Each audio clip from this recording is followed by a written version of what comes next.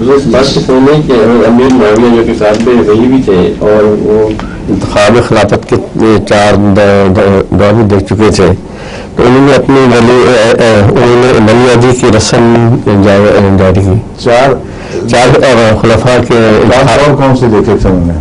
حضرت امیر معاویہ ایک دور کے جو منقی ہو گئے تھے یہ اپنی الگ بنا دی تھی. کیونکہ حضرت علی کا دور انتخاب کا آپ نے کب دیکھا ہے؟ آپ تو اس بات کے قائل ہی نہیں تھے کہ وہ انتخاب درست تھا، تبھی چاہتے اپنی الگ خلافت بنا دی تھی. پر جب اپنی خلافت الگ بنائی جس کی بنا انتخاب پر نہیں تھی تو اپنی اولاد میں کیسے انتخاب مانتے پھر وہ خلافت تو مبنی پر انتخاب تھی ہی نہیں، وہ خلافت مبنی بامر تھی. کیونکہ وہ یہ سمجھتے تھے کہ حضرت عثمان رضی اللہ تعالیٰ عنہ نے ان کو جو امارت عطا کی ہے وہ جاری ہے اور اسی تسلسل سے میں امیر رہوں گا، اور وہ خلیفہ جو حضرت عثمان کے قتل کا پہلے فیصلہ نہیں کرتا میں اسے بطور خلیفہ قبول کرنے کے لیے تیار نہیں ہوں. سمجھے یہ بات کہ کس حد تک اس بات میں وہ خدا کے حضور دیندار ہیں، کس حد تک ان کی دوسری نیکیاں ان کے اس فعل پر پردہ ڈال دیں گی اور مغفرت کا موجب بنے گی، یہ ہمارا کام نہیں ہے کہ بحثیں کریں. اس طرح کی بحثیں شروع کر دیں تو قیامت کے دن جو دربار لگنے ہیں اسی لیے اس دنیا میں ہی ہم سارے تاریخی مشاہیر کے فیصلوں کے دربار لگا بیٹھیں گے کہ یہ وہ بھی لانتی، وہ بھی لانتی، وہ بھی لانتی، یہ وہ بھی جنتی، وہ بھی جنتی. پاگل پن ہے، یہ خود خدا بننے والی بات ہے. وہ تنازع جو تاریخ کی مٹی میں دفن ہو گئے ان کو دیکھیں، استغفار کر کے گزر جائیں اور خود کو فیصلہ نہ دیں، اصولوں پر فیصلہ دیں. اور اصول یہی ہے کہ خلافت راشدہ کا جو طریق تھا وہی جائز طریق ہے. سمجھیں؟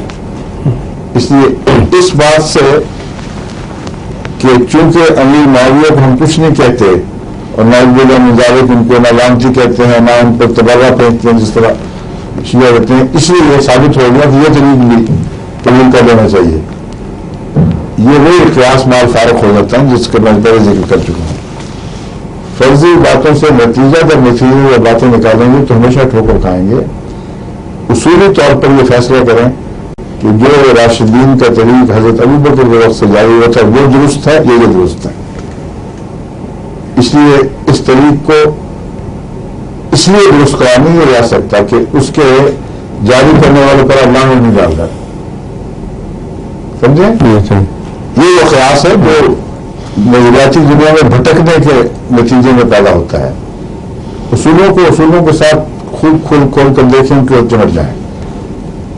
باقی جو معاملے ہیں وہ غلطیوں کے معاملے ہیں، متشابہات کے معاملات ہیں. آپ نے ان کی آنکھ سے کب دیکھا ہے؟ کب آپ کو یہ موقع ملا یہ دیکھنے کا کہ ان کے سامنے یہ مضامین اسی طرح روشن تھے جس سے آپ کے سامنے روشن ہے؟ تو اس لیے ہر شخص کے فیصلے کے غلطی کے امکانات بھی جو ہوتے ہیں اس کے اپنے احتمالات ہیں. کن باتوں نے اس کے اوپر پردہ ڈال دیا ہے کہ وہ اصل حقیقت کو پہچان نہیں سکا، یہ خدا فیصلے کر سکتا ہے.